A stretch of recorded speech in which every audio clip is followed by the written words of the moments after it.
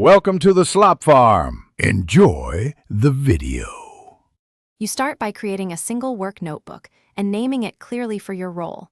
Once created, add sections for core workflows and pages for meeting notes. Make tags for action, waiting, and idea so you can filter quickly. Set notebook location to OneDrive and confirm sync. This prevents version conflicts. Use a consistent naming pattern like project name, meeting, 2025-12-01 so searching works. Do this now so every new note follows the same organization and saves across devices. Once your structure exists, focus on speed and consistency when capturing information.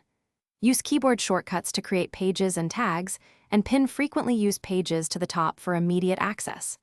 Apply templates for agendas, checklists, and meeting follow-ups so entries are uniform. Tag items with action, priority, and person to make filtering and delegation simple. Make links between OneNote pages and Outlook meetings or emails. This keeps context intact. Do these middle steps to turn raw notes into actionable items. To finish your workflow, perform a weekly review. Convert tagged items into tasks, update statuses, and move completed sections to an archive. Share notebooks or individual pages with teammates using explicit view or edit permissions, and use page version history to restore changes if needed.